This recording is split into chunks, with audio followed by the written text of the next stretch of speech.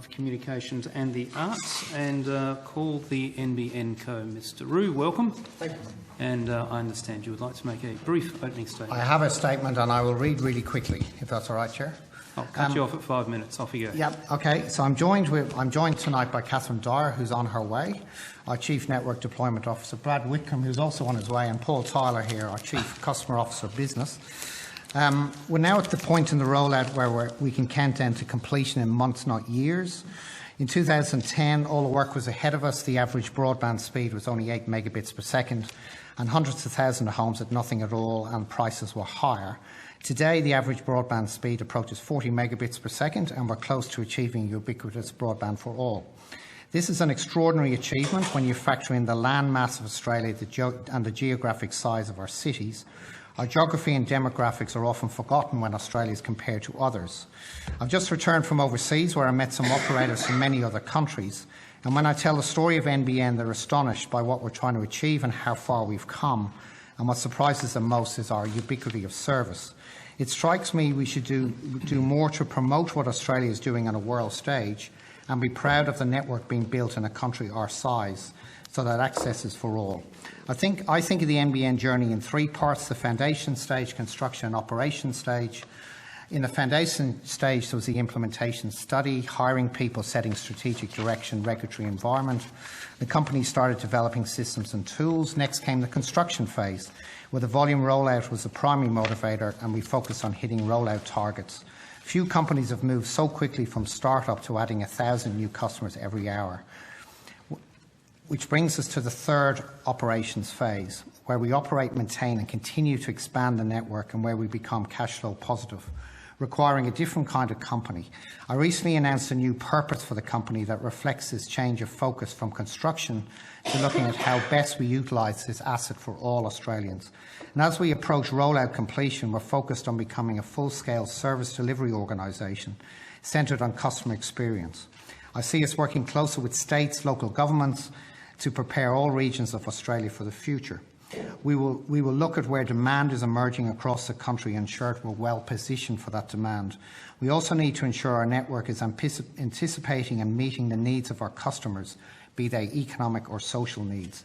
And in this regard, we're devoting resources to working with all levels of government and with industry groups, particularly in regional and rural Australia, in small business and with health and education sectors. We've recently hit 2 significant targets: 10 million premises ready to connect and 6 million active services.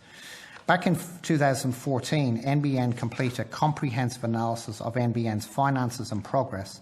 We forecast the rollout could be completed in 2020 for between $46 and $56 billion, and this has proven to be an accurate forecast. We said we will complete the build by 30 June 2020. We have also been clear that when the volume rollout finishes, there will be premises where further construction will be needed.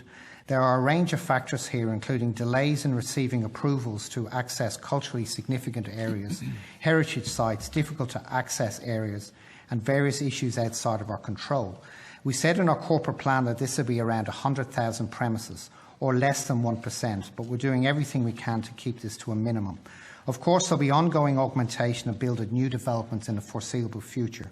However, the rollout completing more than 99% of premises is still very much on track, and Catherine Dyer, who's now arrived, can talk about this later.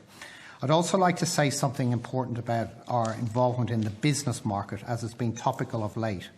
From the original implementation study and in early corporate plans and statements of expectations, it was very clear that NBN will be offering services that retailers could provide to small, medium and large businesses. We've never hidden this, and indeed announced last year our intent to generate $1 billion in revenue from business. Yet it seems to have been a surprise to some, and arguments have been made as to why we should limit our entry in the enterprise space. The 3 central arguments are: we have access to cheap government funding, and as a wholesaler we should not talk to customers, and that we are diverting resources from the build. And let me say very clearly, the internal rate of return of 3.2% is not the criteria we use for business deals. We ensure all deals are entirely commercial, and we actually require a return within the first 5 years before a deal can go ahead. Second, it's always been common practice for wholesalers to talk to customers. Surely no one thinks a business model based on customers not knowing their choices is healthy. Instead, restricting market information will do no more than limit choice and limit competition. NBN gives the power of choice back to businesses. At the end of a contract, a business can shop around and see who has the best retail offering. Whoever they choose, they do not need to go through the disruption of changing cable connection because it's a wholesale-only open access connection. As an example, when NBN connects post offices all over the country to fibre, that fibre can also be used to connect other premises over time. This drives savings and cost reductions over many years. The other important point is that building out fibre to enterprise customers provides revenue to NBN, allowing us to reinvest in the network, and it reduces the cost of future households because fibre is pulled deeper. The last point I'd like to make, it's simply not true that by connecting businesses we're diverting resources from residential build. We have separate teams working on each of these areas, and connecting business has no impact on the pace at which we connect residential households. Indeed, we've always focused on residential, and it is only now, closer to the end of the build, that we're turning greater attention to business. And again, we've Paul Tyler here to talk about that tonight, and I'm just finished, Chair. There has also been a commentary about our retail wholesale prices. NBN and retailers are working closely together to deliver good products. Our proposed pricing bundles are the subject of industry consultation, and we believe we've got the right mix of sustainability and affordability right. We also announced recently a modified entry-level bundle which is designed to allow retailers to maintain a $60 retail offering in the market. It's early days, but we are already seeing retailers responding well to this product. We'll continue to work closely with retailers and the ACCC, who understandably have an interest in the entry-level market, to ensure we're meeting the needs of our customers and standards rightly expected of us.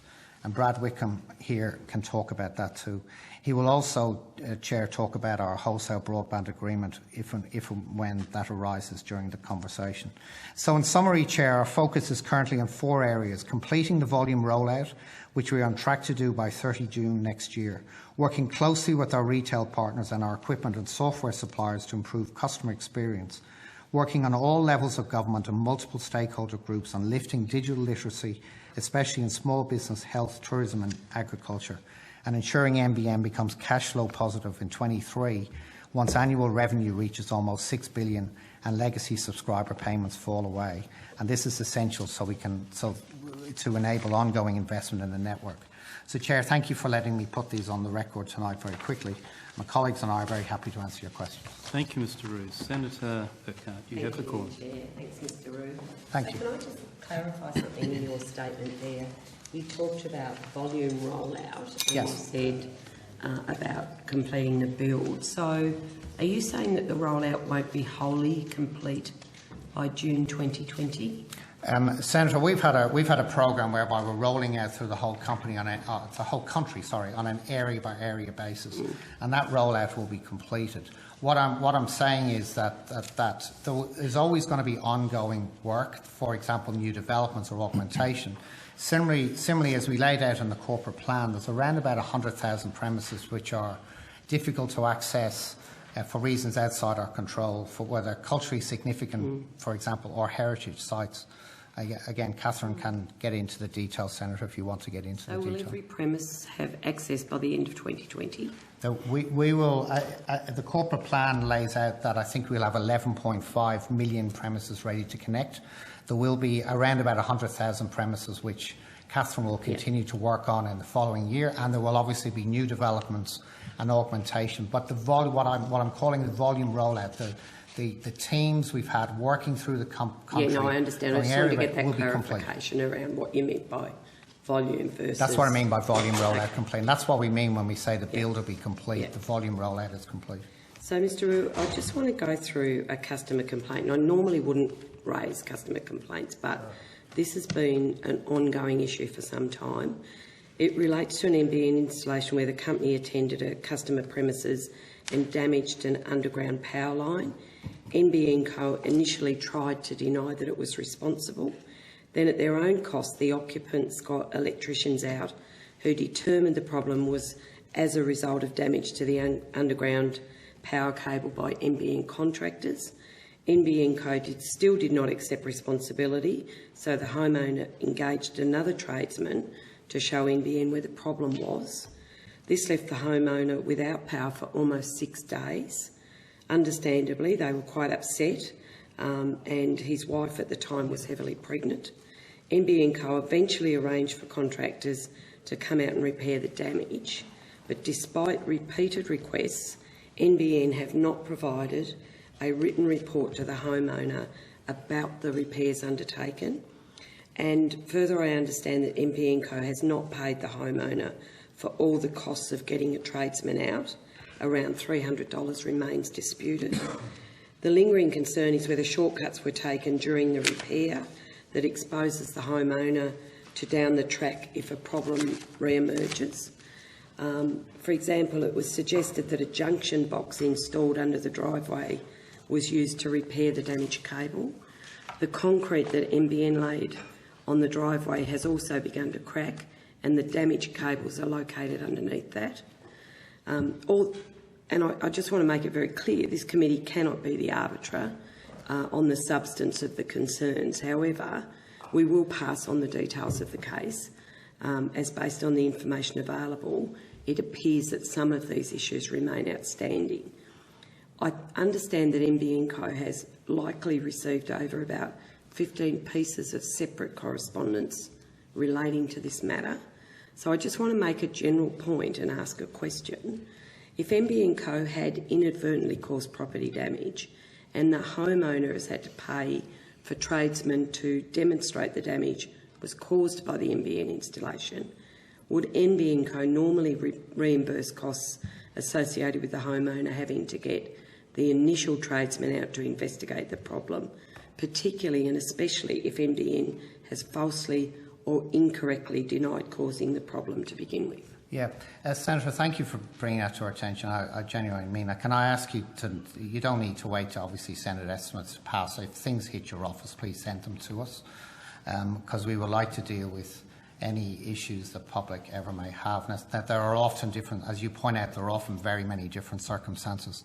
Sometimes events are actually different from what they seem, and sometimes they're exactly as they seem. It doesn't matter though. I and my team, I know Catherine's team, would like to deal with matters appropriately. I hate to give you a general answer to a general question, but what I can say is we do try. We do try to deal with members of the public. We call them our customers. We like to deal with them appropriately, Senator. And I would ask that you send on all the details to us, and we will immediately we will do that, Mr. Root. But can I ask Catherine to? Can I just make the point first Yes. that NBN Co, as I understand, has received around 15 pieces of separate correspondence in relation to this particular matter. I don't want to debate the matter here. I think the merits of that need to be done elsewhere. Actually, what I'd like to do, to be honest with you, is get the information from you. But what I want to know as a general answer is, would NBN Co normally reimburse the costs associated in instances such as this? Damage to property very seriously, and what you've described is damage to an underground asset. So we have a program, what we call is a Make Safe program. So a call into NBN with that type of asset strike, we have an immediate response program to that.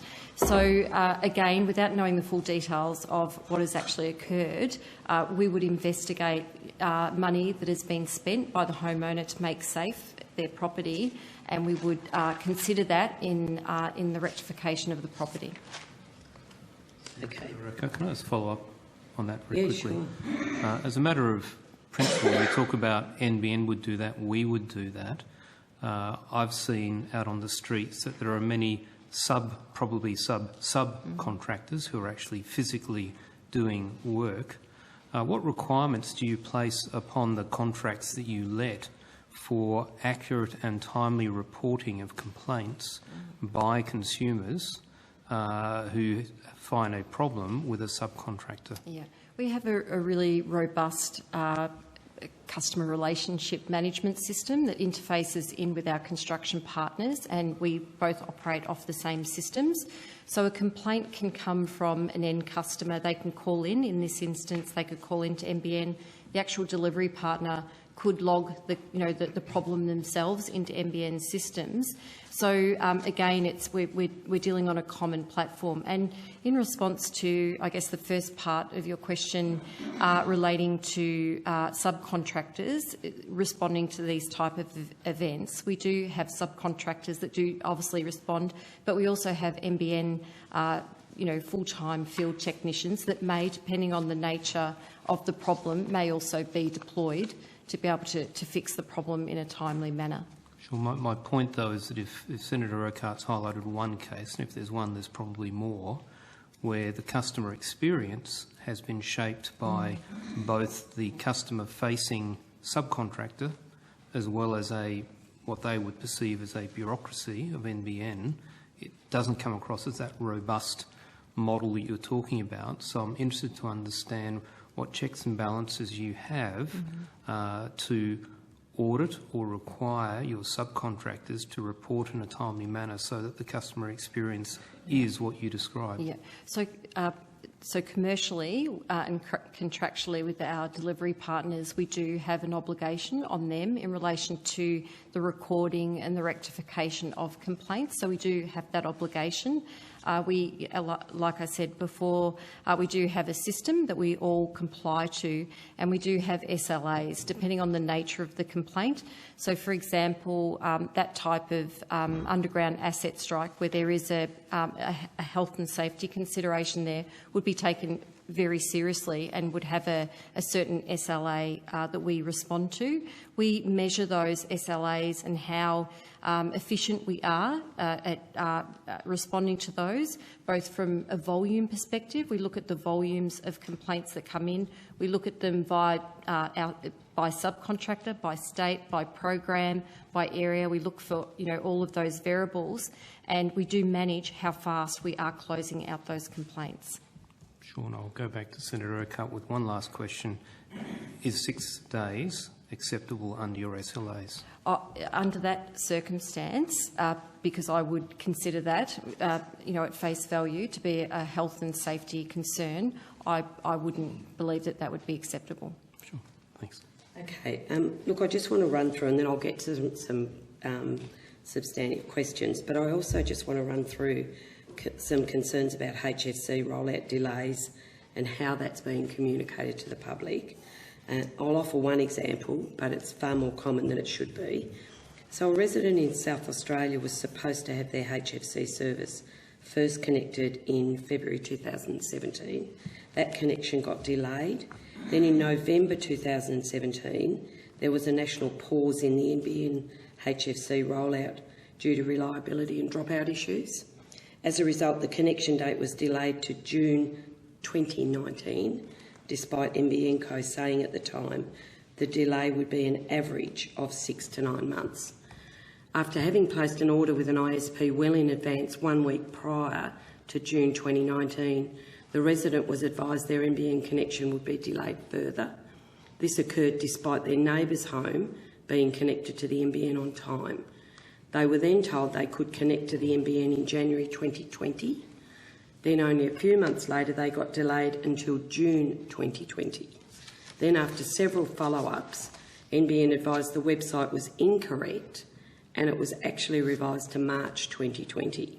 So this individual's chased up NBN Co and their local member countless times. Not once have they have the responses provided any useful information about why there has been delay upon delay. Not once has there been an adequate explanation of why their neighbours can connect and this individual has to wait an extra 9 months for apparently minor pit works. And this is not an uncommon grievance. So I just want to ask a very simple question. Why are some HFC households suffering repeated delays when the leading cable has already been installed? What's the engineering or operational cause for connection delays when their neighbour can connect and they can't? Moreover, why can't NBN just provide members of the public clear and candid explanations of what the problem is? Yeah, well, a couple of things, Senator. Firstly, the pause on HFC was an average of 6 to 9 months.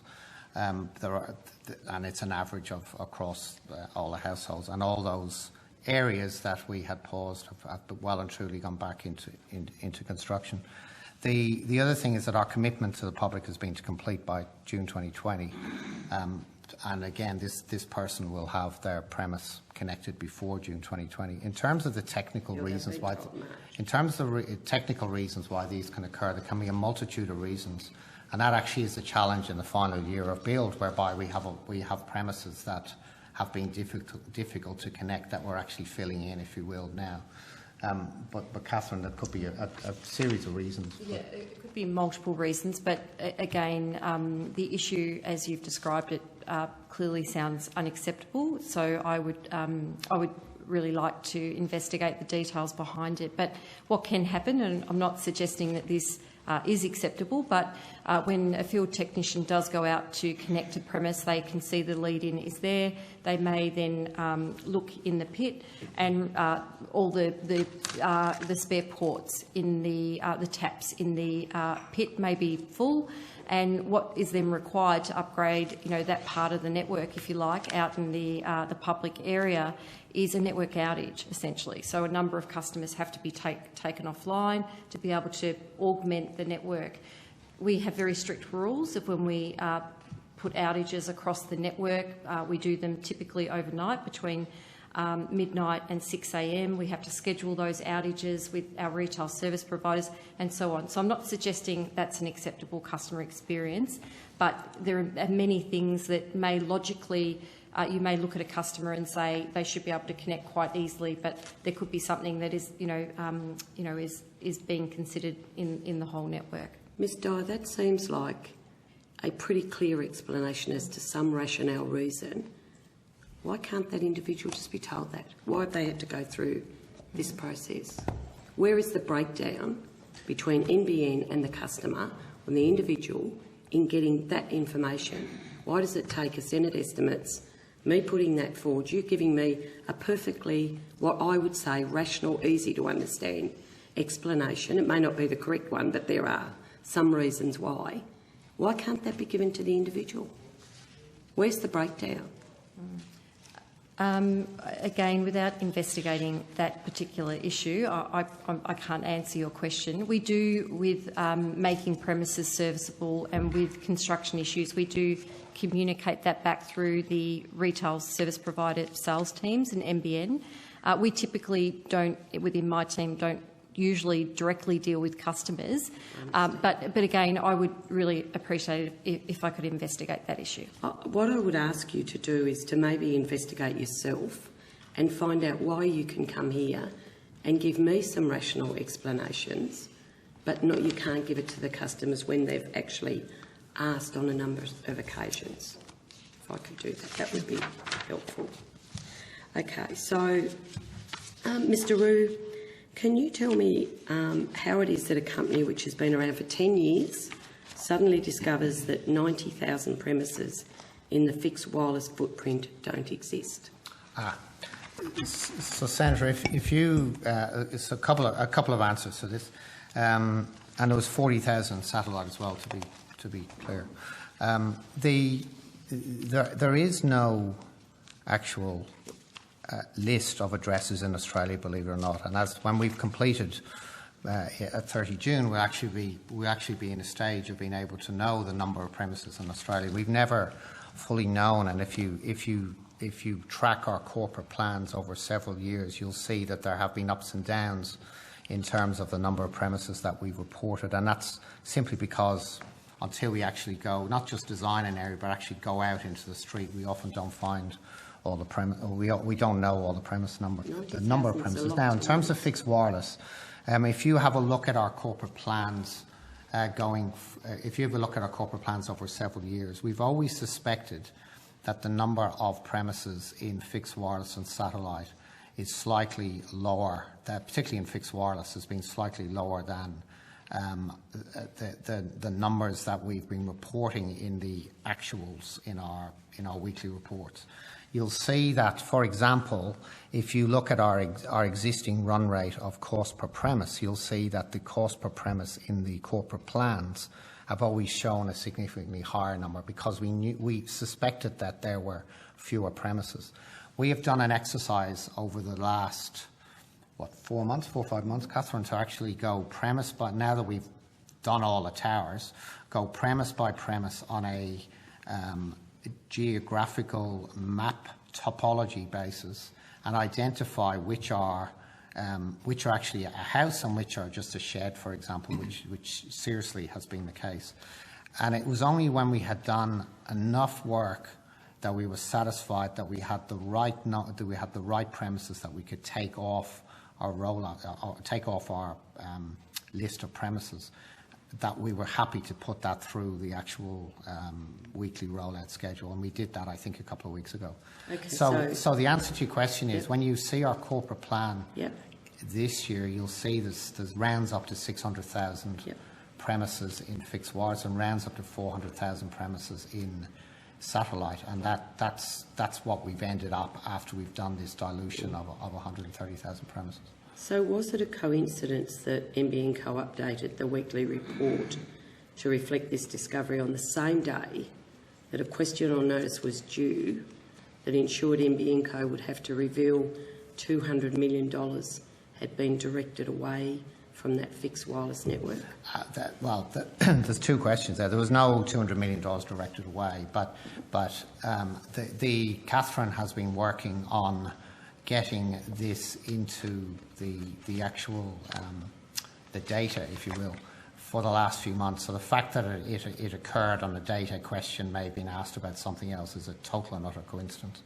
In terms of the fixed wireless, what you're seeing there is, yes, during the build, the dilution doesn't impact too much the actual cost of building a tower. It has there are some reductions of cost, but the main reasons are that in terms of timing of building of towers, in terms of timings of connections, and in terms of timing of upgrade spend, you will know that we have been working on both augmenting the cells and augmenting the transmission links in the fixed wireless network over the last year, Senator, and we've been slightly behind in that program, and so there's been a timing of spend between 19 and 20 year that you're also seeing in that 200 million.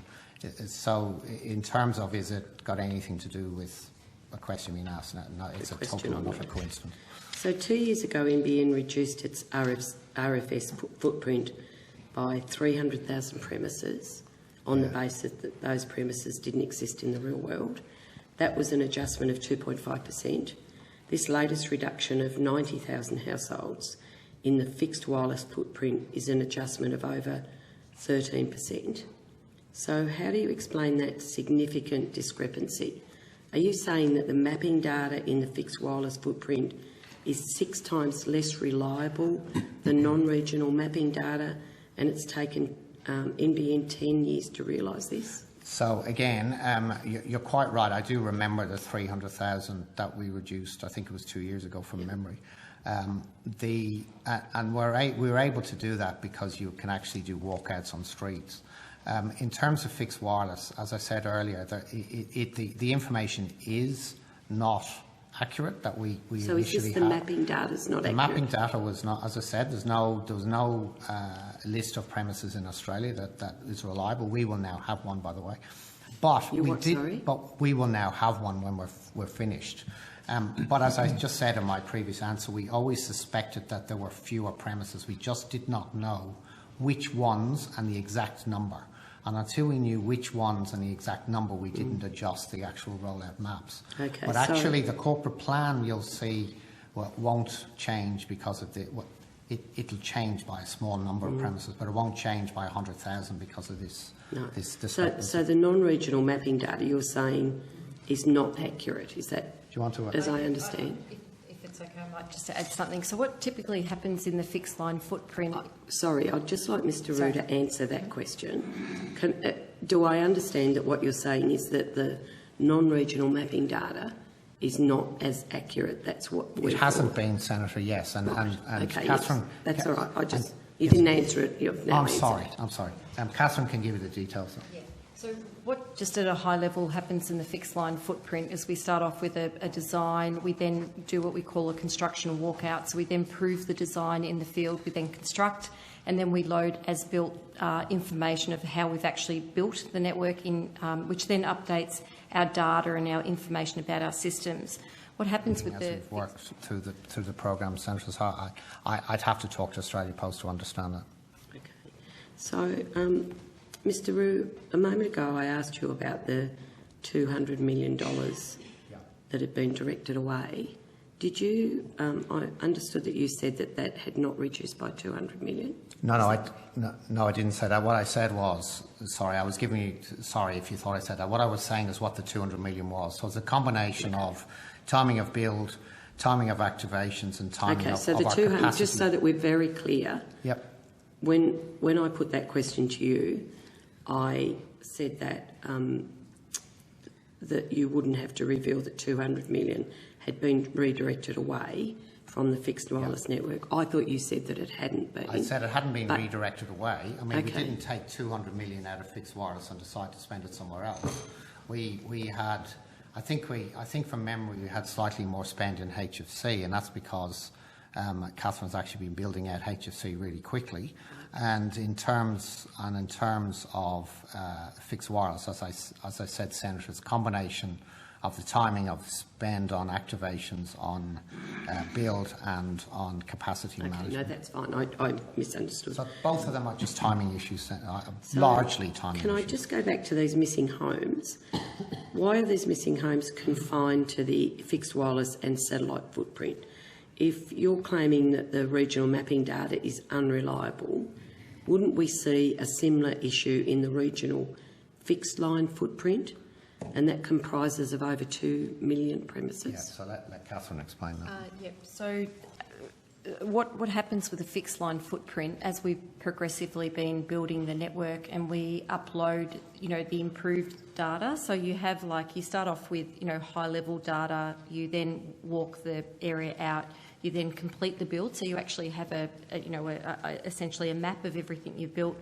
We upload that into our spatial systems. So then if we think back to where we started to where we completed, we know what's going on with the network. So that information is updated progressively as we've been building the network. Okay, so why was it the cost per premises for fixed wireless updated in the 2020 corporate plan to reflect that development? Yeah, I think, again, Senator, I think you'll see it is. And let me try and help you. I think in the corporate plan, yes, if you turn to page 52 of the corporate plan, Senator, there's a diagram at the bottom that basically outlines the cost per premise. You'll see that the cost per premise is $3,838 as we were reporting it at the end of June 19. And that was based on an undiluted data because we hadn't done that exercise yet in the actuals. However, when we looked at corporate plan, we have always issued, as I said to you earlier a few times, we always knew there were less premises. We just didn't know exactly the number or which they were, because as Ms. Dyer said, we didn't want to take them, inadvertently delete a premise that was a premise. So we were reporting actual 3,838. The corporate plan said the number would end up about 4,370. And from memory, without looking at previous corporate plans, that 4,370 is not materially different than what we've said in previous years. So why has it grown from 3,800 to 4,370? Two reasons. That the towers we're building at the end has less premises attached to them and therefore have a higher cost per premise. But the main reason is because we applied the dilution in the corporate plan, not the exact number, just what our guess of it was. So when you've got the same cost divided by fewer premises, you end up with a higher cost per premise. So it was reflected in the cost per premise, Senator.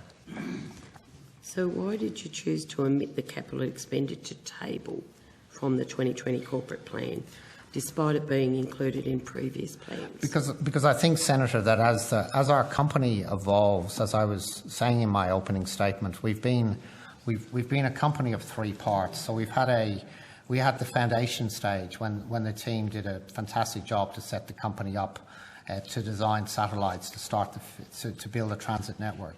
But that was the foundation, and then we entered into a period of very fast construction phase. And during that time of construction phase, we were incurring very significant amounts of capital expenditure for the build and as part of the cost per premise to complete the network. And we felt, in fact, it was, as you know, Senator, I had a different role back in those days. I felt it was appropriate myself to lay out the capital expenditure by technology on an annual basis, which we've done each corporate plan. However, when we get to the stage of a company that's a mature, what I call a mature service delivery company, whereby we are doing many things. We're trying to provide customer experience, but we're also trying to compete in the business market. We are spending more maintenance capital, if you like, or capacity management capital. It seemed to me that the purpose of analysing by technology no longer made sense, and it was better just to have a total capital expenditure. And clearly, when we were asked to provide the breakup, we were happy to do so. But I think in corporate plans going forward, having a breakup of capital expenditure by technology, I don't think is a particularly helpful way to do it. So if you applied this expected dilution to cost per premises, why didn't you apply it to your forecast capital expenditure? It doesn't make any sense. We did.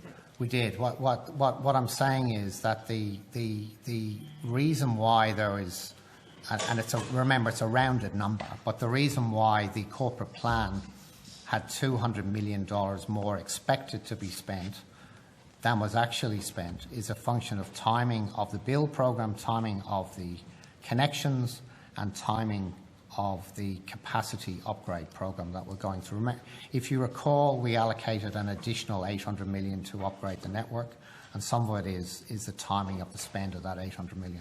It's not related to the dilution piece, or not materially related to the dilution piece. So, can you tell me how NBN Co explained the omission of the table to the department?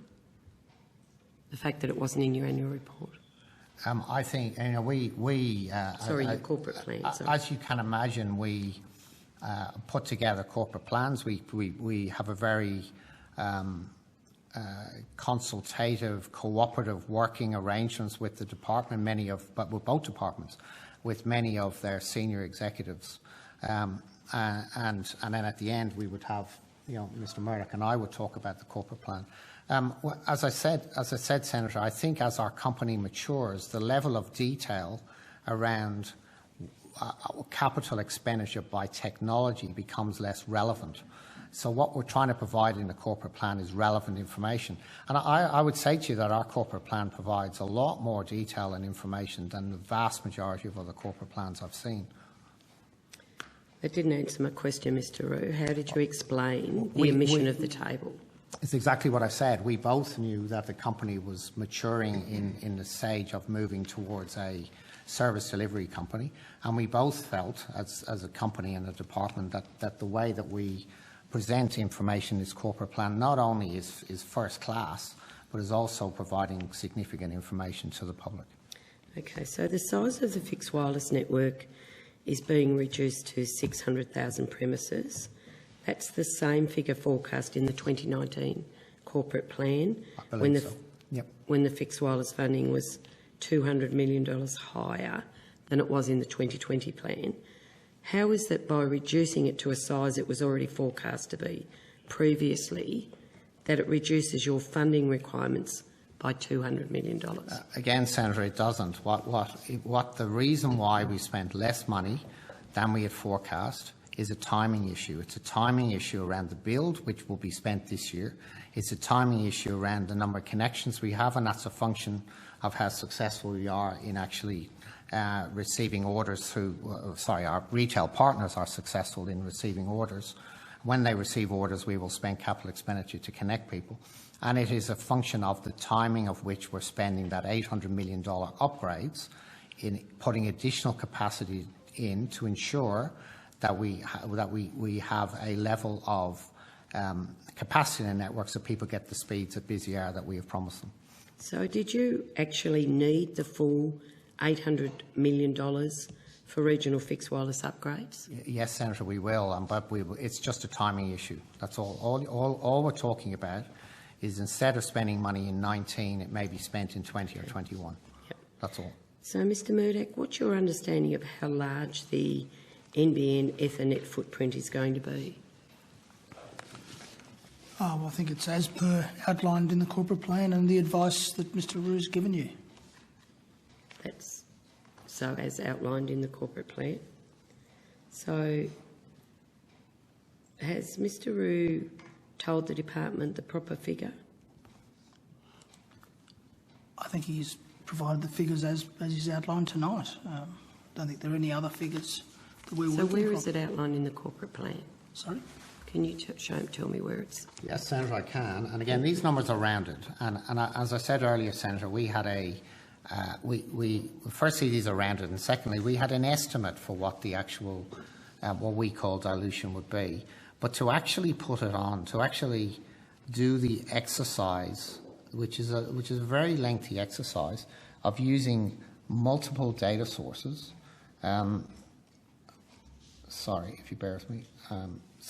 So it's GNAF, it's tactical address management, it's Telstra leading conduit data, it's satellite imagery, building outline data, land titles, postal, electoral, and our own activations data. And that was the big data that Ms Dyer was talking about. To actually do that exercise and then make sure you don't make a mistake for example, deleting your home, which wouldn't be, which is not, we don't want anyone deleted, was a long exercise and gave us the exact number. We got it close in this corporate plan, though, Senator. And he asked just to be clear, I asked about the Ethernet footprint. Yep. I asked Mr Murdoch. So the Ethernet footprint, FNF not meaning, the fixed wireless footprint. So let's just be really clear. Sorry, what did you mean by FNF? I asked for the Ethernet footprint, how large that NBN Ethernet footprint was going to be. The what footprint, sorry, Senator? ETHERNET. I see. Okay, so the business fibre. So I think what you mean is the number of premises. The business fibre. Sorry? The business fibre. The business fibre. So have you not heard of an Ethernet cable? What's your? I have. What's your question, Senator? Yeah, sorry, I'm lost. We switched from fixed wireless to... No, I asked you a question about, Mr Murdoch, how large, what was your understanding of how large the NBN Ethernet footprint was going to be? Oh, sorry, I thought you asked about the fixed wireless footprint. Sorry, I misheard you, Senator. I'm not sure. Paul, could you help out on this, please? So, enterprise their response.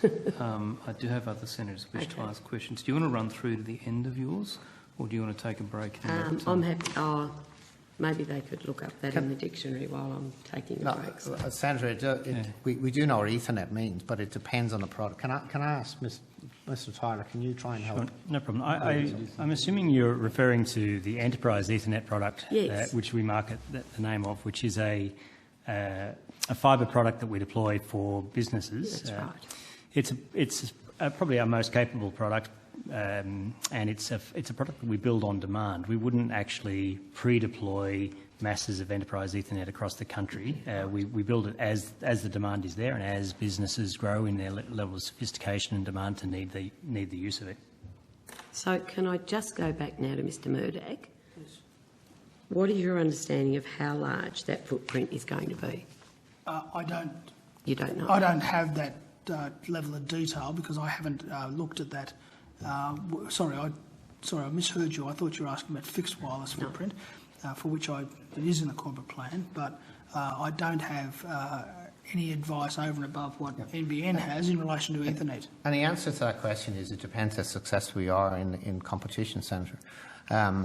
So the number of, if you're talking specifically about the enterprise Ethernet,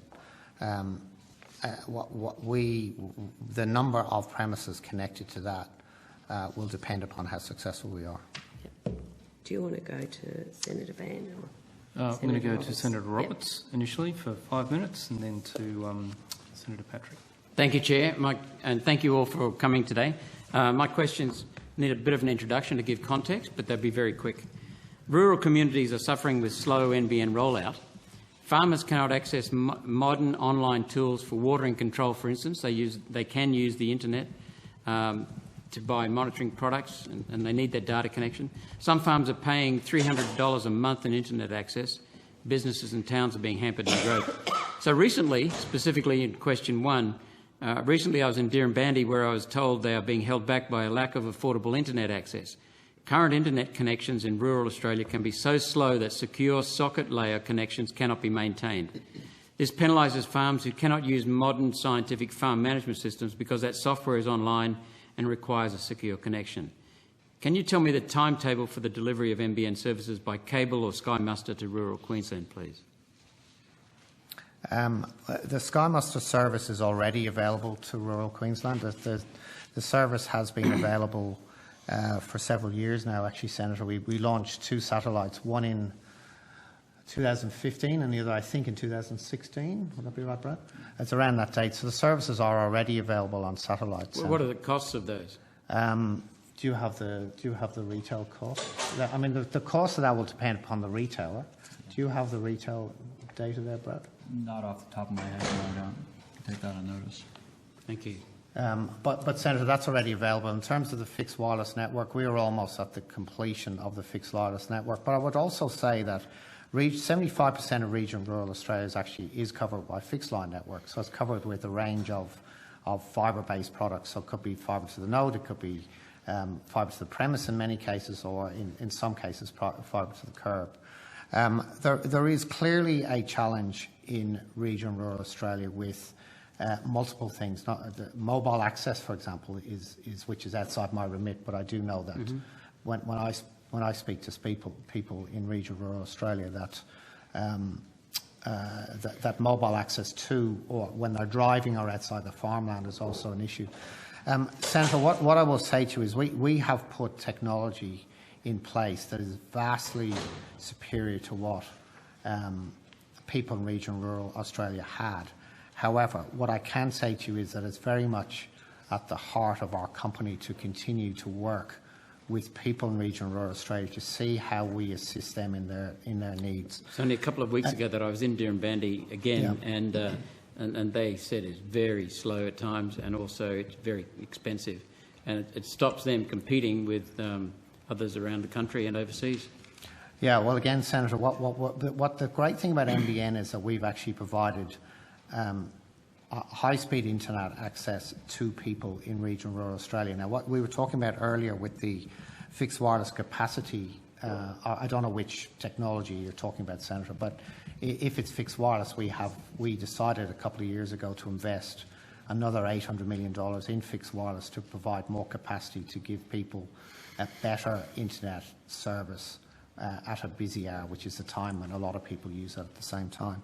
But equally, Senator, we have just, in fact, Paul was very much instigator. We've just launched a new service, a business satellite, business-grade services. Now, they're not necessarily for farmers, but they would be for mining companies, for example, in regional rural Australia. I can tell you it's very much at the core, it's very much at our heart, and we will continue to work with the community, Senator. But at the end of the day, you are talking vast amounts of capital that will be needed over time to continue to provide internet services to regional rural Australia. Could you please provide a detailed list of each township in Queensland with dates for their connection if they're not already connected, please? So just if I could add, so there's approximately 230,000 premises in Queensland that are yet to be connected before June next year. And so in terms of the amount of premises in Queensland, we're 90% built. All of those 230,000 premises are in the program now, and all of them are either in design or construction. So we have got a clear line of sight into completing all of those premises. Did you know a rough date? And Senator, if you go onto the website and type in an address, it will tell you when the premise will be ready. So the information. So is anybody anywhere in Queensland can type in their address. Yes. And it'll tell when the plan is scheduled. That's yes, correct. That's correct, Senator. Okay. Yes. Thank you. Thank you, Chair. And if you like, Senator, when we're finished, one of us is very happy to show you how to do that. Okay. Thank Senator you. Patrick. Thank you, Chair. Mr. Rue, I asked a question in April. The number is number 44, and it related to services at Woodner in South Australia. So I've been to Woodner, and I'll probably share a common story with Senator Roberts in that the community there have only got satellite services, and indeed your answer to my question on notice said that is all they are going to get.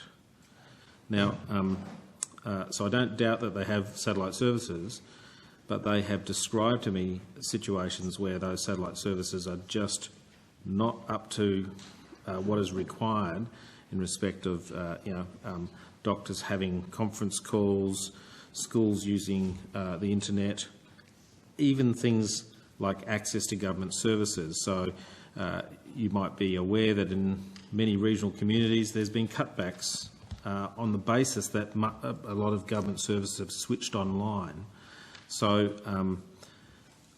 I just wonder, clearly there's some policy decisions being made where you say that these decisions are based on factors such as population density, engineering considerations, location of existing and leased infrastructure and cost per premises to serve an area. That means nothing to the farmers that I talk to in Woodner. Nothing at all. They simply are not getting services. I'm of the understanding that there is an NBN cable running past the council building, and I'm wondering what it's going to take to get these people the service that they deserve. Yeah, well, I'm not. I obviously don't know whether it's the cable running past or not, Senator. Well, can we take that on notice? And I'm happy to take that on notice, Senator. But just to confirm whether that's the case. I'm happy to do that. But Senator, we're working on a statement of expectations, which is our role, which is to build out broadband, high-speed broadband across the nation. And satellite is actually a significant step up in services that people used to have. There's no doubt. But as I said in my answer to Senator Roberts, we do want to work with communities to see how, within the funding we have, to see how we can assist regional and rural Australians. So, for example, in education, we're looking at ways that we can provide additional, it's called another port, but it's essentially additional capacity into schools in remote areas so that some of the capacity that the satellite provides can actually be provided to education. And I myself have visited distance education, and I know how important it is for people who live a long way away. The enterprise satellite I talked about is another way of using capacity from the satellite. So we will continue to work within the bounds of the technology and within the bounds of our funding. I understand the issues you're talking about, Senator. But in some sense... But I'm also working to a statement of expectations. In some sense, the situation here is a lot of bureaucratic speak for someone who might listen to what's just been said. These are people that want services, and they deserve just the same sorts of services as people in the cities. In fact, because of their remoteness, in my view, deserve priority. Well, again, Senator, we actually did give them we did give people priority by going to places that had no internet access first, rather than a commercial organisation just who would have gone where you make money first, if you will. But let me take your question on notice regarding the cable down. Okay, how close that is. And I would. You said you'd like to work with these communities. I would personally like to invite you to come to Woodner, and I'll come with you, and we'll sit down and talk with some of the people in Woodner and see whether or not you can convince them. Or, in fact, I'm looking for solutions, actually, and indeed, if there is a cable running past, and Senator Fawcett and I might work together to put pressure on government to find some funding, and perhaps we'd need to talk through how that might be done, what's possible. So, would you accept that invite? Senator, I or one of my colleagues would be very happy to do that, I'm sure, Senator. But what I would say to you is, I too do speak with state governments, which I said in my opening statement, with regional councils, and with things like education bodies, health departments, to see how we can provide solutions or how we could come up with funding for the issues you talk about. I don't actually speak bureaucratic speak. If anyone who knows me does know that I talk about people, and I do care for people where they are. I'm also operating under certain parameters, because at times you're talking about vast amounts of money. Chair, could I just ask a follow-up question there, please? Just following up on your response to Senator Patrick and the earlier response to me, we did find someone in Queensland who could operate the internet, and he has checked your site, and he said that it shows whether or not they can get internet through NBN, not when they'll get it. Senator Patrick. So, sorry, you might want to answer that question. So I think if I've understood that statement correctly, so it'll either tell you that you are ready to connect, and if you are ready to connect, the service is available. The customer needs to call a retail service provider to connect. So you'll either be in that category, or the other category is the network is not yet available, and it'll give you a window of when we're expected to have the network. So the point is that you advised me a minute ago that if I knew how to use the internet, I'd be able to find out. That's not the case. I do know how to use the internet, but one of my staff has already checked. Yeah. And it does not say when we'll be able to, when a person will be able to access the NBN. Okay. I would be happy to look at that, but Thank you. Just send it to my email. So just coming back to my question, Mr. Rue, I'm inviting you on a road trip. You can come with me, and whatever date suits, provided that I don't have parliamentary commitments, I'm up for it. Are you? Sandra, I go into regional Australia a lot, and I also have colleagues who do that. So let us take your... thank you for your kind invite. I'll certainly look at it. Thank you. Thank you. And I'm sure the people of Woodner will look after you when you turn up. Country people always look after you, Sandra. I know that. Thank you. Thank you, Chair. Thank you. Senator Urquhart. Thanks very much. Look, I've got a series of questions around the business financials. But before I go into that, I just want to make an important point. And I want to say that Labor considers it important for the NBN Co to do well in serving businesses. This was reflected in the original statement of expectations that was issued under Labor, and our position, unlike those opposite, have been consistent over time. We've always been consistent. There's been some heated debate recently about the conduct of NBN in the enterprise market. It is appropriate for this committee and the Joint Standing Committee on NBN to bring robust scrutiny to bear on these legitimate concerns.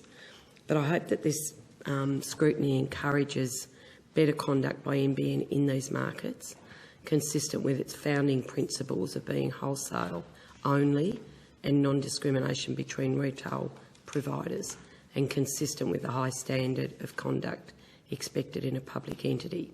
Those are the principles that Labor put in place, and they're as relevant today as they were in 2011. So I wanted to say that before I go into these questions, so you know very clearly where our position sits. Thank you. So maybe I can give Mr Tyler a go and give you a rest, Mr Rue. Yeah, that's a good idea, Senator. I encourage that. Mr Tyler, what prompted NBN Co to report disaggregated business revenue forecasts for the first time in the August 2020 corporate plan? Senator, I think it's primarily an aspiration to give more transparency on our business and how we're developing the business over time. Yeah, simply that. So what businesses are included in these revenue forecasts? Is it every type of businesses, including small, medium and enterprise businesses? It is, Senator. Do the business review forecasts include businesses who are on residential products, or is it only businesses who are taking business products? No, it's all types of businesses, regardless of which NBN product they're taking. Right, yeah. What is the blended ARPU average for the business segment? We haven't actually broken that out, and it's not to be in any way hiding it. It's because the ARPU for a business is a little less obvious to understand as for a residence, and that's primarily because businesses have many businesses have multiple sites. So when we talk about a business spread over 3 or 4 sites, is it one business that we average out? It becomes a little bit hard to correlate that with the residential ARPUs. So what we've done instead is we've talked about the total revenue that we are making out of the business market, and also we've talked about our aspiration of how much revenue we would like to build out of that market over time. Okay, so would releasing the business ARPU prejudice NBN's commercial business? No, I don't think so. It's just that it's very challenging to give you a comparable number for that ARPU. Do we calculate just on an ARPU per one of their sites? Or there's many different ways of thinking about business ARPU. Which is why when we've broken it out from the residential revenue, we've said this is now a portion of revenue that we currently make out of the business market, regardless of which segment it is in the business market, and then this is the aspiration that we have for that segment. But you indicated at the first question that I asked, it was about transparency. That's why you've reported it in the corporate plan. So shouldn't retail providers be receiving transparent and non-discriminatory view of your wholesale charges by you releasing or putting out that ARPU? So absolutely, and to your principles that you laid out in your opening commentary there, we absolutely agree with all of those principles.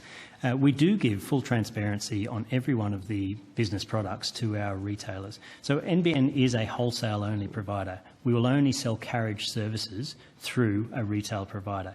We have a list price where we provide the price of each one of our offerings to retailers, and then they, in turn, sell those offerings into the retail market. We don't set the retail price, we only set the wholesale price for those carriage services. Yep.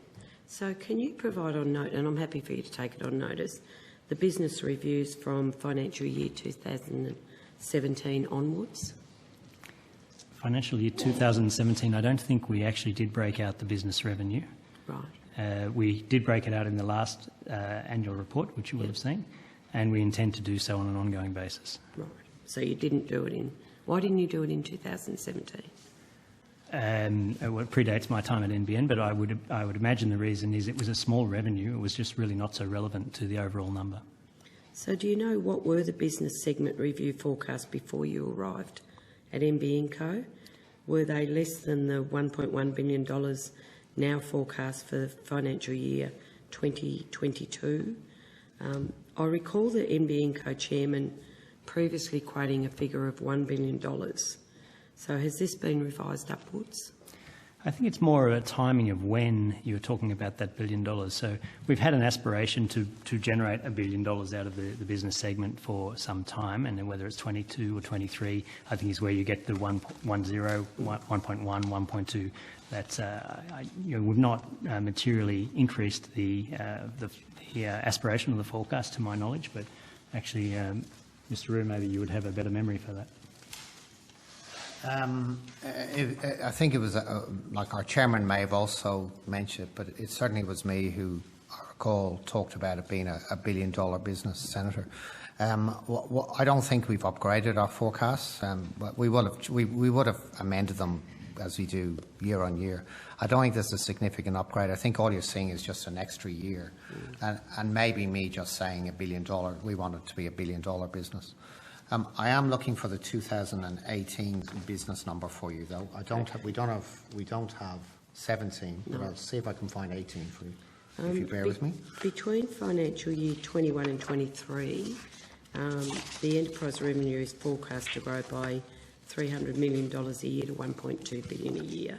So that's an increase of 33% over 2 years. Has there been any corresponding reduction in the residential wholesale pricing? So the numbers we've spoken about there are the aggregate revenue from the whole business market. That includes everything from a sole trader, a small business, all the way through the mid-market up and into the upper end of enterprise and government. So that $1 billion or the 1.1, 1.2 billion that we're referring to here is the aggregate revenue from the whole segment. Okay. So, Mr. Tyler, in a recent blog you said, and I quote, "When we invest in the enterprise market, we do so on a strict commercial basis that requires a high internal rate of return. In fact, our business plans call for these returns to be higher than other segments, so we can use the revenue from this market to reinvest in upgrading the residential network. So can you tell me what is the rate of return on the business plans and what formal decision criteria is used? Sure. So I think it's worth taking note of why we are in the enterprise market as well, which is a segment of the overall business market. And there's lots of reasons for that, in addition to the economic one that you talk about now. So firstly, it generates great outcomes. It's generating great competitive outcomes, great economic outcomes for those businesses. That's one point. The other point is when we deploy fibre, primarily it's a fibre discussion, deploy fibre to these large branch networks that are spread across the country. On the back of a commercially attractive proposition for us, we're pulling fibre deeper and deeper into towns, regional areas, all across our city, all across the nation. And on the back of that fibre that we pull deeper and deeper into the network, that then unlocks the opportunity for other businesses, small businesses, all the businesses that are all along the path, to then take advantage of that fibre, the anchor tenancies that these large enterprises have afforded us.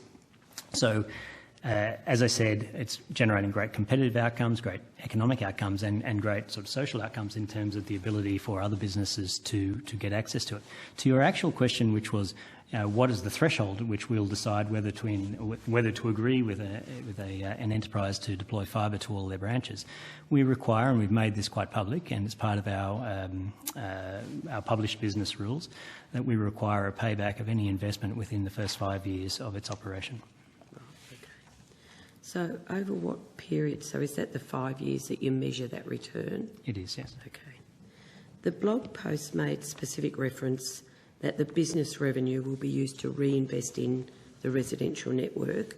Can you tell me which parts of the residential network were you referring to? Yeah. So we have an overall business plan for NBN. It's set out in the corporate plan, and we do make more revenue on a per-site basis out of the more complex, more sophisticated broadband offerings that businesses require. And unashamedly, they have a higher price that's attached to them. They're a more capable service. You would expect that. And with those higher revenues, that goes back into the consolidated cash flow of the company overall, which is then employed for all the investments that we need to make across the business. So there is an inherent cross-subsidy of revenue that we are making out of the business market, which we re-employ in meeting the broader social obligations of the company overall. Do you have any specific residential networks that you're actually referring to, though? No, and I don't. I put it to my colleagues if they want to correct me, but we wouldn't think of it like that. We're not saying this dollar made over here is re-employed over there. It's part of the overall cash flow of the company, and we have lots of different calls on that cash flow, as you can imagine. Okay. It stands for a few things. I mean, it's very important that we generate positive cash flows in the future so that we can continue to invest in the network, and I think that's what Mr. Tyler was referring to in his blog. But equally, as I said in my opening statement, when you for example, pull fibre deeper because you're providing services to an enterprise customer, for example, it then brings down the cost going forward of clearly upgrading homes that are close to that business. So it's two things. It's the investment in fibre enables you to have a cheaper cost going forward if ever you choose to upgrade that area. And secondly, it provides us, it's part of the reason to provide us with profitability or cash flows in the future so we can continue to invest in network. And I've been very strong and very public that that's very, very important for NBN to get to cash flow positive positions so it can continue to invest in our business, because we know that consumer needs will change and technologies will change. Thanks, Mr. Roux. So, Mr. Tyler, NBN's been criticised by some retailers for deploying its own industry engagement consultants, which some have compared to a direct sales team. Is NBN working within the wholesale-only obligations when it has a team dedicated to working directly with end users? So I think it's important to understand there's two types of services that are relevant here. One is the broadband service. You purchase from a retailer to actually use the Ethernet or the bitstream service, the carriage service. That's one type of service, and that will always be purchased through a retailer. We will never sell that kind of service directly to end users. But there is another activity, which is upgrading the network itself. And end users have been able to engage with NBN actually ever since the very early days of NBN. They've been able to engage with us to come to a commercial arrangement to upgrade their technology, the underlying access technology. Typically, that would be from, say, a copper technology or a HFC technology towards fibre. They've been able to engage with us to do that. So these industry engagement consultants that you refer to, their role is to do two things. One is to be out there in the marketplace, educating end users about the range of offerings that are available from NBN, those lots of different types of business proposition that are available, where they're available. So it's one role is an education role, but the second role is to work with end users should they ask NBN to upgrade their network. End users can upgrade the network in one of two ways. They can do it through a retailer, through an RSP, or they can upgrade it directly with NBN. Okay, thank you. How many end users have NBN's industry engagement consultants made direct contact with? For example, have you written to particular target customers on, say, the ASX 200?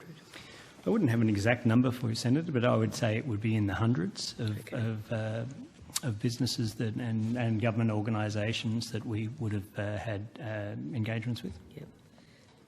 And Senator, what we're doing here is consistent with the principles that you laid out up front in terms of wholesale only, non-discriminatory. What we're doing is totally consistent with that.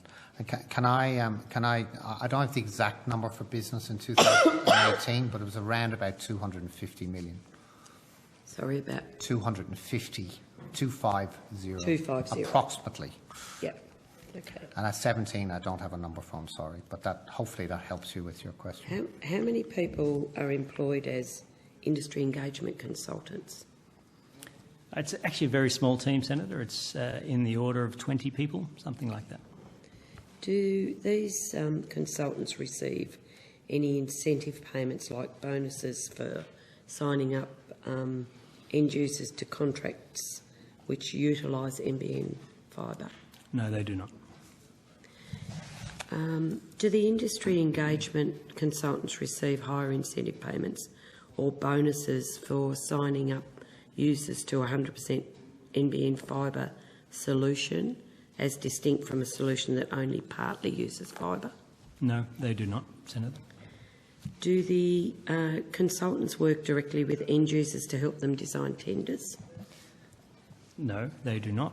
I assume through the question you're talking about the end user retail tender that they put out to their retailers. No, we do not design those tenders. So when NBNs work with an end user to design a network solution, does it inform the end user of which RSPs are capable of delivering that solution? We do. So not all retailers are what we call onboarded to sell all of our different types of technology. All retailers are able to. All retailers have equal access to resell any of the NBN access technologies, but they don't all choose to. Some retailers don't participate in that type of the market. Some retailers don't want to productise some of our offerings. So we list on our website which retailers are able to sell which of the NBN access technologies, whether it's a residential technology or a business technology. That list is available on our website, and we will make that available to end users on request. Okay. Is NBN subject to any operational separation requirements for its industry engagement consultants and its wholesale team? So we are a wholesale-only business, Senator. We don't have a retail arm, so What about the industry engagement consultants? So the industry engagement consultants do not sell the ongoing retail services. Okay. That's always through a retailer.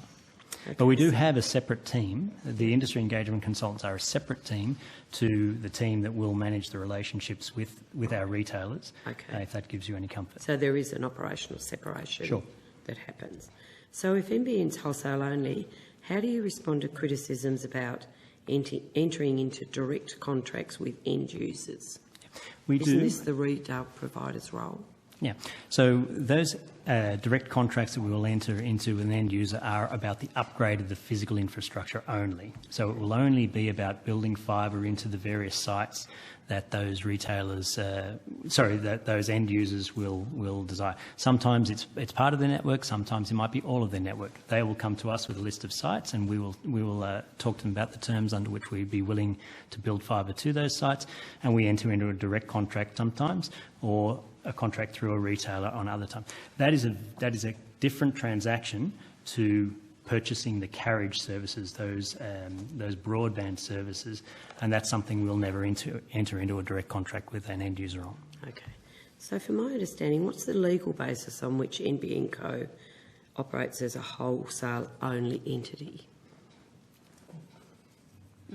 We are a wholesale-only entity by definition. That is the nature of the company. I think you're asking what is the basis under which we... I think it's the NBN Act, Senator. Yep. I think it's the Act upon... You think it's the Act? I think it's the NBN Act. So one of the officers from the department is nodding their head. Am I wrong? Behind you. Yeah, the NBN Companies Yeah, Act. just so that we've got a clear view. Yeah. Are you aware of any circumstances where one of the NBN's retail service provider partners has requested a quote for business NBN to construct new fibre for that RSP, only to have business NBN then connect that end user directly to offer a 100% NBN fibre solution? Not specifically, but I can imagine a number of scenarios in which that may happen. End users will quite often ask for a quote directly from NBN and simultaneously ask for a quote from a number of different retailers. I can't control which one of those quotes they will choose to take up. When a retailer asks us for a quote for a particular end user, we will provide that. We will provide that on equal terms to all retailers. If an end user asks us for that same quote, then we will make that quote directly as well. I can't speak as to whether the end user will offer NBN 100% of their sites or a portion of their sites. That really is a decision for the end user. But we will only, in terms of the commitment that we will seek from an end user, that will only be on the basis of the actual sites that we will invest in. Okay. So would that be consistent with a wholesale-only mandate? Absolutely, in the context of wholesale only being where we sell our broadband services into the marketplace. But the network upgrade would be a preparatory arrangement. It would not be around selling of the broadband services, which are available only on a wholesale basis from NBN. Does NBN offer construction services at the same pricing and terms of services to all retail providers? It does, yes, Senator. If NBN came across a sales lead, such as an end user who wants to switch to NBN, what are the obligations of NBN Co to share that information with retailers equally? So we've gone to great pains, and particularly in conjunction with the ACCC, as we work through building out policies and procedures and practices and rights of audit to ensure that we are complying strictly with our non-discrimination obligations. We do not provide sales leads to retailers at all. At all? Okay. That is certainly the policy. I'm not aware of I have heard about examples where that has not been the case, but I've not found an example, and we certainly do not condone it, and we have policies and procedures in place to prevent it. Okay. So what about under the ICT channel program? Have NBN account managers been sending sale leads to specific retail providers? So the ICT channel program exists to assist businesses in the ICT businesses in general exist to help end customers with their business needs. We engage with those same ICT businesses to help them understand about getting on board with the NBN. Quite often businesses, in particular small businesses or medium-sized businesses, won't have large IT departments, as you can imagine, so they engage with ICT type companies to assist them in getting access to the NBN. That channel doesn't sell the retail services again. Those retail services always come through a retailer. Right, okay. Senator, can I just answer, to be clear to your answer earlier? The wholesale-only obligation is contained in Section 9 of the NBN Companies Act. Thank you. And it provides that an NBN corporation must not supply an eligible service to another person unless the other person is a carrier or a service provider. Okay, thanks, Mr. Rue. Okay. Can you explain why NBN Co requires confidential agreements with end-user contractors that retail providers can't access? Why is there a need for secrecy? There's not really a great need for secrecy, to be honest. The confidentiality agreements that have appeared in the press in the last couple of weeks, it's a very standard mutual confidentiality clause. It's actually mainly to protect the end users because they typically don't want their site lists made available generally in the marketplace. We do make it clear that if the end users want to release their information to our RSPs, they should engage with us, and there would be no reason why we wouldn't agree to that. Okay. NBN has announced thousands of orders for its enterprise Ethernet product. Can you confirm how many have been activated? I don't think we have announced thousands of orders. I'd be quite happy if we had announced thousands of orders. Enterprise Ethernet is a new product. How many have you announced, Mr. Tyler? We don't announce orders at all, actually, with Enterprise Ethernet. Okay. But to give you a more fulsome answer to your question, we've taken orders in the hundreds of orders. It's a new product we've only released quite recently. We have other business products, and we have obviously sold a lot more of some of our other business products, including fibre-based products. But Enterprise Ethernet is our most capable offering up to a gigabit symmetrical services, fibre-based services all over the country, and that is a very new offering. Our retail partners are only just really starting to make that a mainstream offering of their own, so we're really just on the start of the curve of seeing the success of Enterprise Ethernet. I'm very pleased to see the way the market is expressing interest in the product. It's a product that is generating or will generate great outcomes, I think, for end users and for the nation in general. Okay.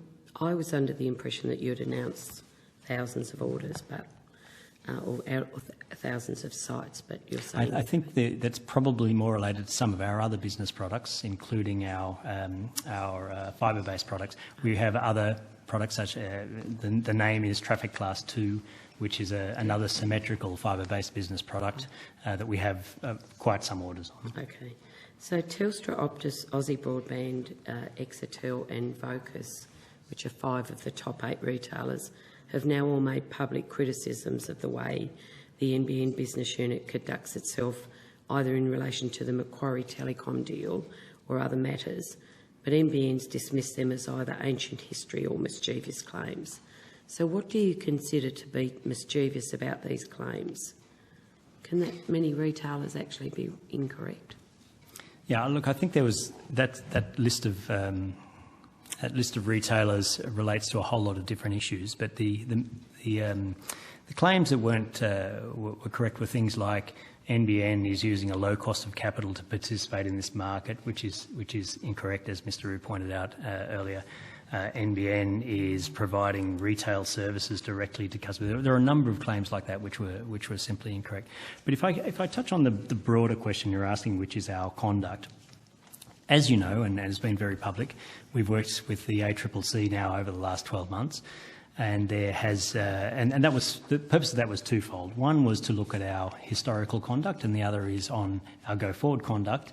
And there is no question the ACCC came to the view that in the early days of NBN's participation in the business market, there were some releases of information to different retailers that happened at different time. We have an obligation to release information at the same time, or as closely as practically possible. There was information that was released to one party sooner than to other parties. The ACCC did find that there was no commercial harm as a result of that, because there was pricing information that was released to the whole market well in advance of that product actually being available to be purchased. So notwithstanding that, I'm not suggesting that we don't take our obligations very seriously. We do. We absolutely take our non-discrimination obligations very seriously. So that's why we've worked with the ACCC to really put in place a rigorous process, so that despite the fact that no commercial harm came of that incident or that range of incidents, We don't condone it, and we want to ensure on an ongoing basis that we are fully compliant with our non-discrimination obligations and very transparent in doing that. So we really welcomed the activity and the engagement with the ACCC.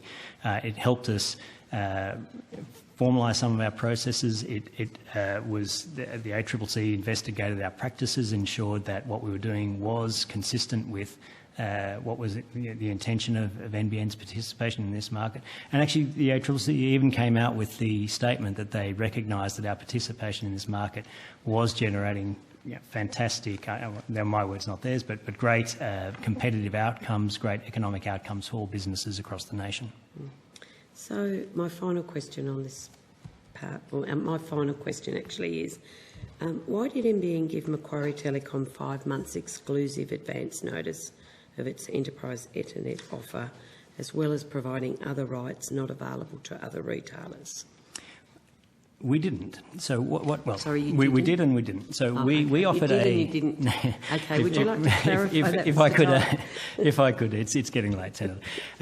What happened was we put in place a deal, sort of a whole of business deal that we made available to the market. We tried to get a number of different retailers interested in that deal, and we had limited success with that. Part of that deal, Macquarie Telecom were interested in that deal.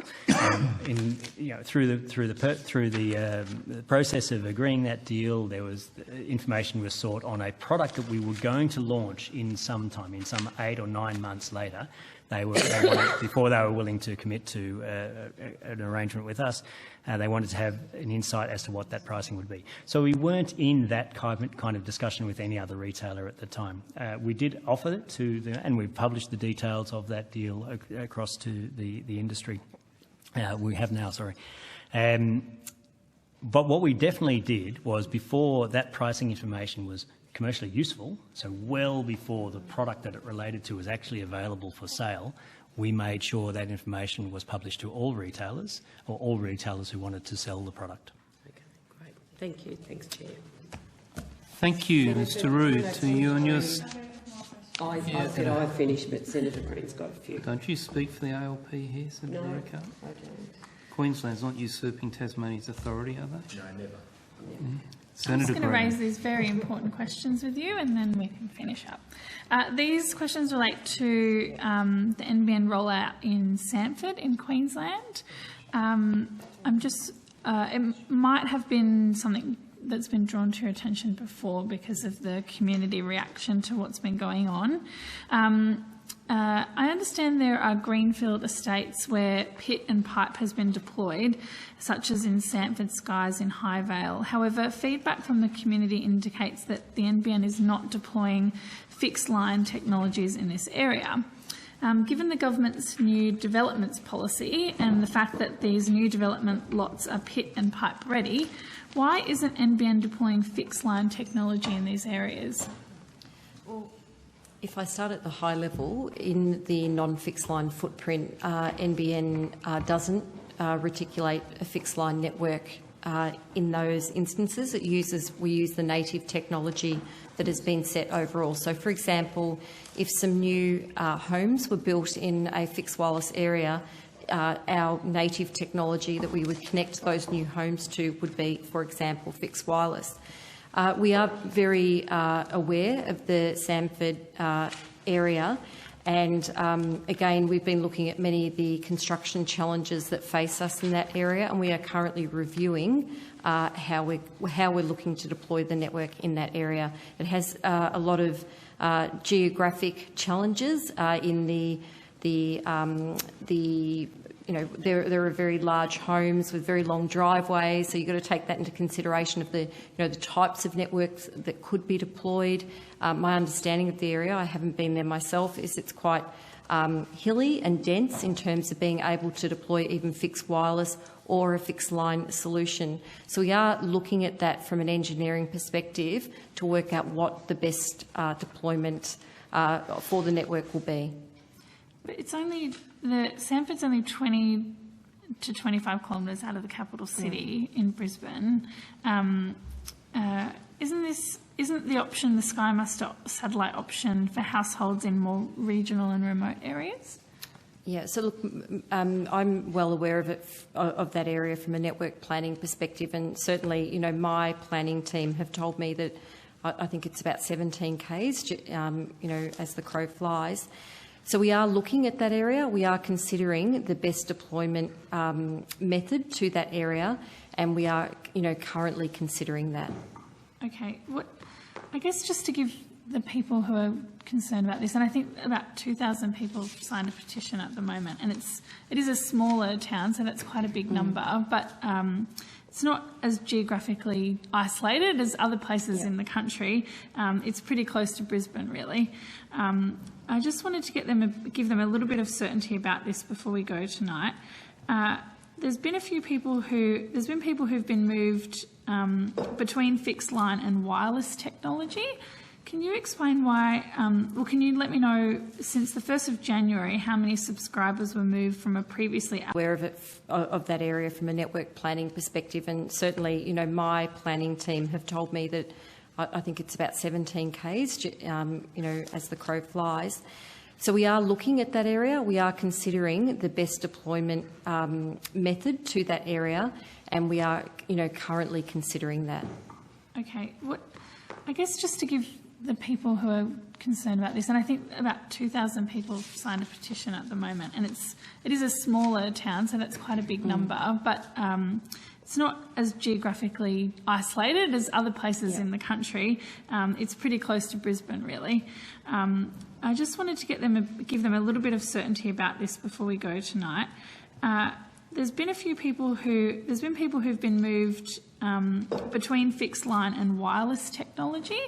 Can you explain why, can you let me know, since the 1st of January, how many subscribers were moved from a previously allocated fixed line technology to a fixed... My planning team have told me that I think it's about 17 Ks, as the crow flies. So we are looking at that area. We are considering the best deployment method to that area, and we are, currently considering that. Okay. I guess just to give the people who are concerned about this, and I think about 2,000 people signed a petition at the moment, and it is a smaller town, so that's quite a big number, but it's not as geographically isolated as other places in the country. It's pretty close to Brisbane, really. I just wanted to give them a little bit of certainty about this before we go tonight. There's been people who've been moved between fixed line and wireless technology. Can you explain why, can you let me know, since the 1st of January, how many subscribers were moved from a previously allocated fixed line technology to a fixed wireless or satellite technology, and what's the reason? We'll definitely have to take that question on notice and come back to you. But again, what happens in the construction program as we, get on the ground and start construction work, we do see some changes in the network boundary, and sometimes we extend the network boundary, the fixed line boundary, and we've got examples of that, in fact, in Canberra and New South Wales, where we've recently, when we've been deploying, we've deployed an alternate solution because it made more sense. So we are reviewing that area at the moment, and again, it is quite a challenging area to deploy to. Like I said, there's very large street frontages. My understanding is there's a lot of aerial network that is there, so depending on how we finally do deploy to that area, and it is under consideration, we'll need to take all of that into consideration to be able to construct to that area. So I guess... Can I make a suggestion, Senator? If I could come back to you and more fully, I think, on this area, because I understand, certainly even with my planning team, it's a very hot topic for NBN because, we understand the customer's frustration, we understand, and I have certainly reviewed it myself. So if we could take that on notice, I think we could come back to you more fully. Can you just explain, though, what the commercial rationale is for placing, and I think you're trying to address this, placing premises previously judged to be economical on a fixed line now onto a fixed wireless, is it actually about reducing the cost of the rollout, or is it primarily to meet the 2020 deployment timeframe? There's many considerations. Sometimes it's not possible to deploy a fixed line network. Again, when we get into the field, we may find, for example, there's no passive infrastructure such as pit and pipe, but there could be direct buried cables, etc. And therefore we would be, and I'm not suggesting that that is the case in this area, therefore we could be, doing quite invasive construction work. So we look at everything, the geographic area, the technology, the assets in the area, the way that we connect into the network. So it's not about the, the June 2020 timeframe. We do put a cost lens on it because obviously we need to make sure that we're investing our capital wisely. But again, we broadly have our technology for areas is set, and then as we take that into detailed design and construction, we do see some boundary changes that do occur. Okay. This is my last question. So I think one of the issues that have been raised have led people in the Sanford area to indicate that they're prepared to halt the proposed NBN co-deployment in order to receive the right long-term, sustainable, fixed-line broadband technology for the community, irrespective of NBN co's target completion date. I know you've said tonight that you're planning on reviewing this issue, and you are aware that there's a petition of around 2,000 people who've signed that petition. In terms of a review, will you go beyond a review and actually have a conversation with the community and find out what their needs are and what they want out of this situation? The NBN local team that is, certainly it's their role to engage with the community, to take that feedback on board and to input that into the overall network plan and construction team. I have a construction team based in Queensland, so they're quite local in their knowledge, but we would take that into consideration and we would be prepared to engage with that group, as I think we have been doing. And when are you planning on finalising your review? I can't give you a time frame, unfortunately, but I have a ticking clock to complete the network by June 2020. So we are again, any outstanding reviews of any edge case decisions we are making quite rapidly. Just with respect, I think that the people who are concerned about this don't want an answer in June 2020. They sort of need an answer now so they know what's going to happen before June 2020. So it'd be really helpful if you could conduct that review and get back to them. I'm happy for you to take that on notice. Yep, absolutely. And just let them know not necessarily what the decision is, but what the plan is around consultation, because I think they essentially are feeling that not only are they not happy with the service that they've been offered, but they're not being listened to. I don't think Catherine was saying she's going to wait to 30 June to do the review. What she was saying is she wants to do the review quickly so that she can complete it by 30 June. Complete the build, not the review. Which is a different. I ask you what you were saying. Which is different from, I think, what you heard. Sorry. Yeah. So sorry. What I was saying is the review is underway now. Yep. I want to finalise that review because ideally, I want to finalise the action, not the review. Obviously, I need to finalise that, but I want to finalise the build. And for me to be able to do that, I need to finalise the review to complete the build. Thanks. I've just got one to Mr. Rue. I just want to come back to a brief point. Earlier this evening, you said there was no change in the overall fixed wireless funding rather than a change in the timing of the funding. This doesn't appear to be consistent with the corporate plan. So if the 2019 corporate plan cumulative capital expenditure to financial year 2022 was around $3.4 billion for fixed wireless, in the 2020 corporate plan, cumulative capital expenditure to financial year 2022 was around $3.2 billion. If it was just a timing issue, wouldn't we expect those two issues to match up? Then there would just be a shift into 23, Senator. There hasn't been, the $800 million that we talked about spending on fixed wireless has not changed. So it just will be a timing then outside of the 22 year that fits in 23. And there's often rounding in these numbers as well, Senator. So can you tell me why did an NBN co-spokesman today claimed to IT News that the $200 million reduction was a direct result of the reduction in premises. There is. I can't comment on that. What I can say is that the timing in.